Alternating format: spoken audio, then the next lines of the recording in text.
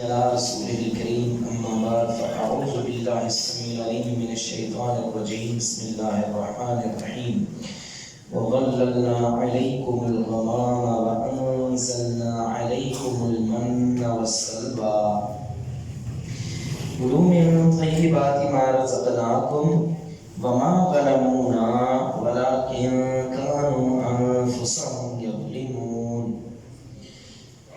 سورۃ البقرہ آیت نمبر 57 وَظَلَّلْنَا اور ہم نے سایہ کیا علیکم تم پر الغمام بادلوں کا وَأَنزَلْنَا اور ہم نے اتارا علیکم تم پر المن من والسلوى اور سلوى. کلوا من طیبات ما رزقناکم کھاؤ طیبات میں سے ما جو رزقناکم ہم نے تمہیں دیا. وما ظلمونا اور نہیں انہوں نے ہم پہ ظلم کیا. ولیکن کانوا لیکن تھے وہ انفسہم اپنے آپ پہ یظلمون وہ ظلم کرنے والے. دوہرا لیں. وَظَلَّلْنَا اور ہم نے سایہ کیا علیکم تم پر الغمام بادلوں کا وَأَنزَلْنَا اور ہم نے اتارا علیکم تم پر المن من والسلوى اور سلوى. کلو تم کھاؤ من طیباتی پاکیزہ میں سے ما جو رزقناکم ہم نے تم کو دیا. وما ظلمونا اور نہیں انہوں نے ہم پہ ظلم کیا. ولیکن اور لیکن کانوا تھے وہ انفسہم اپنے آپ پہ یظلمون وہ ظلم کرنے والے. وَظَلَّلْنَا عَلَيْكُمُ الْغَمَامَ اور ہم نے سایہ کیا تم پہ بادلوں کا.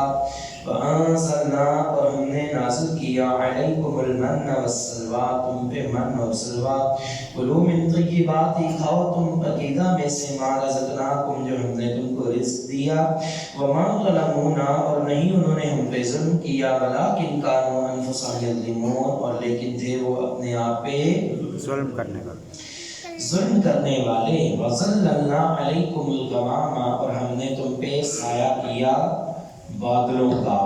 یہاں پہ سوال ہے کہ کیوں اللہ نے سایہ کیا, کس لیے سایہ کیا, کیسے کیا, کس طرح کیا. یہ سارے سوالوں کے جواب سب سے پہلے آپ کو اسی واقعے کی طرف پھر سے لوٹنا پڑے گا کہ جب موسیٰ علیہ السلام اپنے قوم کو لے کر صحرائے سینا میں پہنچے, وہاں ان کی تعداد کتنی تھی؟ 6 لاکھ. بولیں 6 لاکھ. اب انہوں نے جانا تھا شام کی طرف, اللہ نے وعدہ کیا تھا فتح ملے گی. انہوں نے چونکہ اللہ کی نافرمانی کی, اللہ تعالیٰ کے حکم پہ یقین نہیں کیا, اللہ نے ان کو سزا دی. اب ان کو روک دیا گیا صحرائے سینا میں کتنی دیر تک؟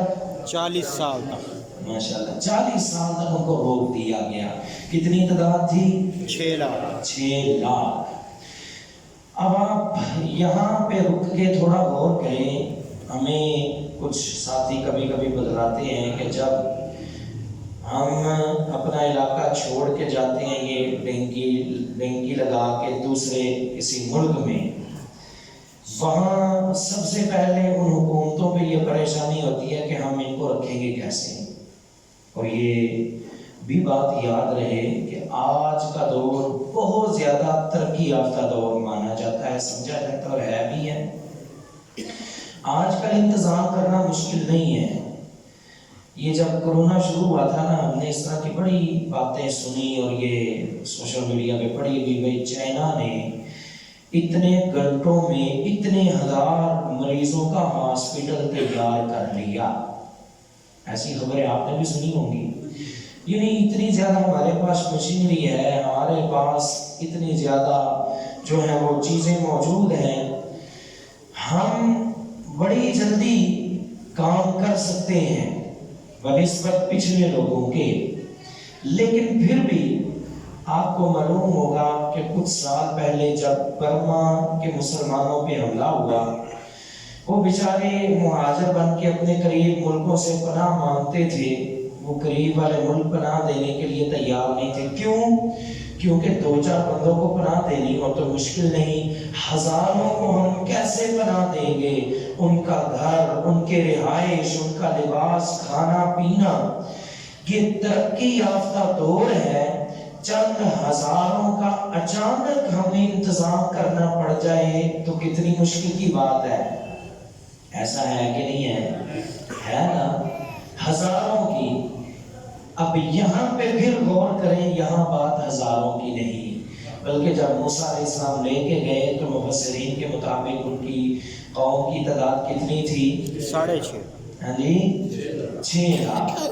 اب اگلا مسئلہ، وہ 6 لاکھ ہی تو نہیں رہے ہوں گے، ظاہری بات ہے بیچ میں کچھ مرے ہوں گے اور بہت زیادہ تعداد میں پیدا بھی ہوئے ہوں گے. ایسا ہی ہے نا؟ تعداد ظاہری بات بڑھتی ہے، کم تو نہیں اتنی جلدی ہوتی، تو تعداد مزید بڑھتی گئی. اب سب سے پہلے یہ مہاجر جو اپنا وہ علاقہ چھوڑ کے صحرائے سینا پہ پہنچے ہیں، مہاجر ہی ہے نا، یہ ہجرت کر کے آئے ہیں. سب سے پہلے ان کو ضرورت ہے کس چیز کی؟ رہنے کے لیے جگہ کی، مکان کی. کس کی ضرورت ہے؟ جگہ اور مکان کی، چھت کی، سائے کی.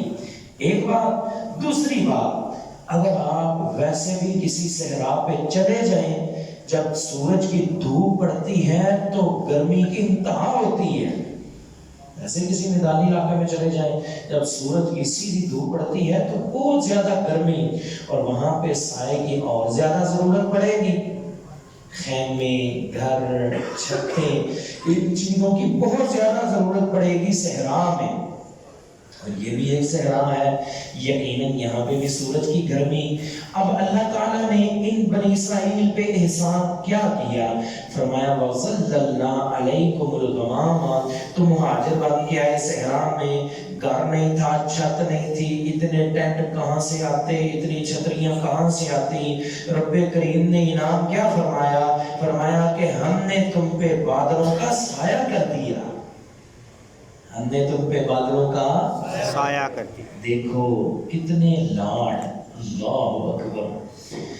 اب مزے کی بات یہ، بعض مفسرین نے لکھا ہے کہ کوئی خاص جگہ تھی جہاں پہ سایہ ہوتا تھا، لیکن بعض مفسرین نے لکھا یہ تو احسان بنتا نہیں، ویسے ہے تو وہ بھی احسان، لیکن بڑا احسان یہ تھا 2-4 بندے اگر ادھر بیٹھے ہوئے ہیں تو بادل ادھر ہے، ادھر بھی آ گیا.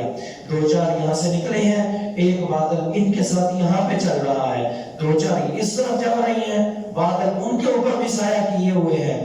2-4 ادھر جا رہے ہیں، بادل ان پہ بھی سایہ کیے ہوئے ہیں.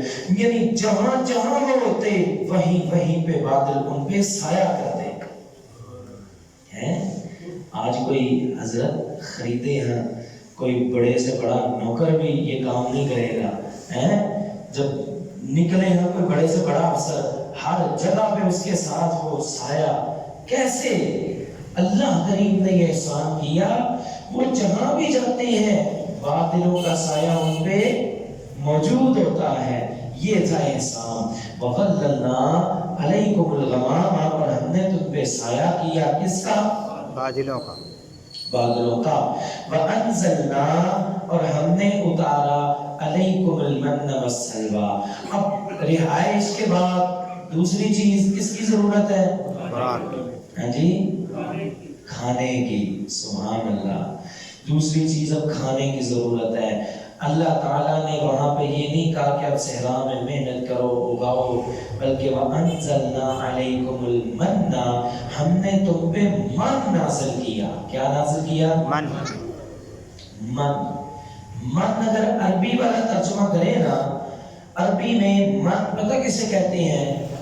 لقد من اللہ علی المؤمنین، اللہ نے مومنوں پہ من کیا ہے، احسان کیا ہے۔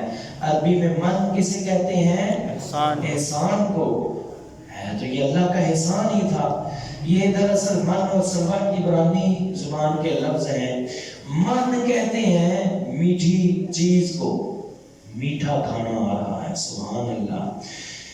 اس کی وضاحت ایک حدیث میں بھی ملتی ہے۔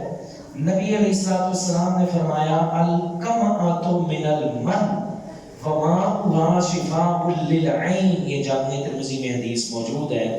آپ نے فرمایا یہ جو ہے نا کما یہ من میں سے ہے۔ کما کہتے ہیں کھمبی کو،